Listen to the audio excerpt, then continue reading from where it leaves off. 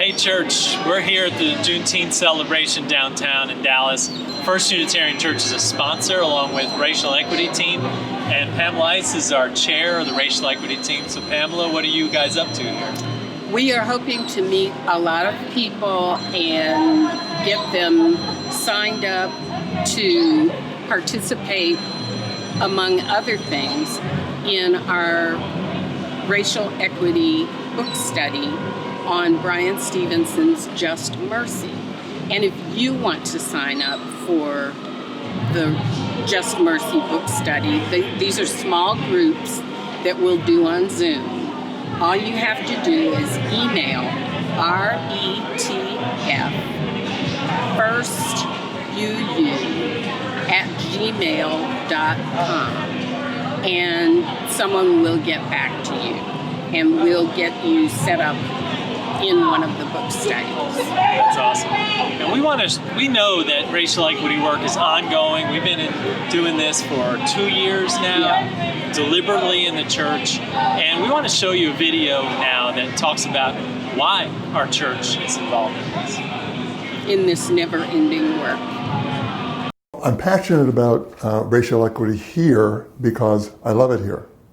And I think that it's a great, great springboard for what really needs to be done in this community. And the majority of our congregation is white. And yet I think many of them don't realize that racial equality has something to do with them.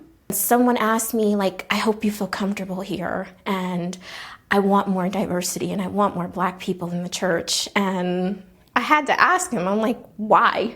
Do you want more diversity so you can say that we are a progressive church, we're liberal, and look at how many Black people we have? Or do you want us here because we can actually contribute? I am willing to do this very difficult work because I care about the other members of the church. We say love is the doctrine of our church, and that we are all in this together, and we promise to be in it together. We covenant with each other to be in it together and to act in a certain way. When I really read the affirmation of this church, that's really what hit home to me.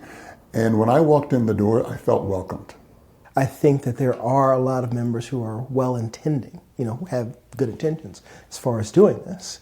It's a place for the rubber to meet the road, and where we could practice, truly practice, radical equality. We have to do this work, this racial equity work, especially, I think, the white members of the church, in order to live up to that promise and to be who we say we are. Talking about things like white supremacy, oh, how hard that is to say. I think they need to be able to talk about that, to know that that's the kind of world that we live in. To the extent that there is a difference between who we say we are and who we are around issues of racial justice, I want to be a part of bridging that gap. We could be a model for what is possible in society. The truth is that you're going to say things, I'm going to say things and do things that we're going to mess up, we're going to make mistakes. And I've watched some people that really had an interest in diving in hold back because they were afraid of saying the wrong thing or doing the wrong thing. And we all just have to get over that fear.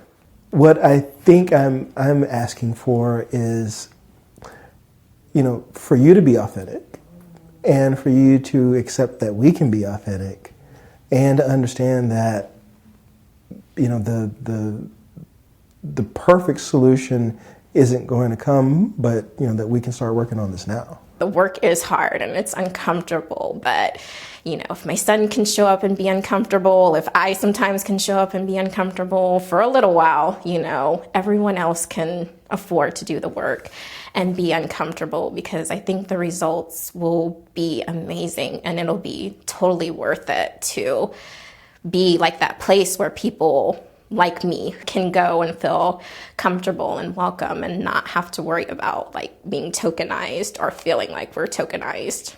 I would encourage my other white Unitarian Universalist congregants here at First Unitarian to join us on this spiritual path to end racism and white supremacy. With everything that's going on in society, I think it's time for this church to take its place in being representative of what that affirmation says. I hope you found the video interesting and illuminating.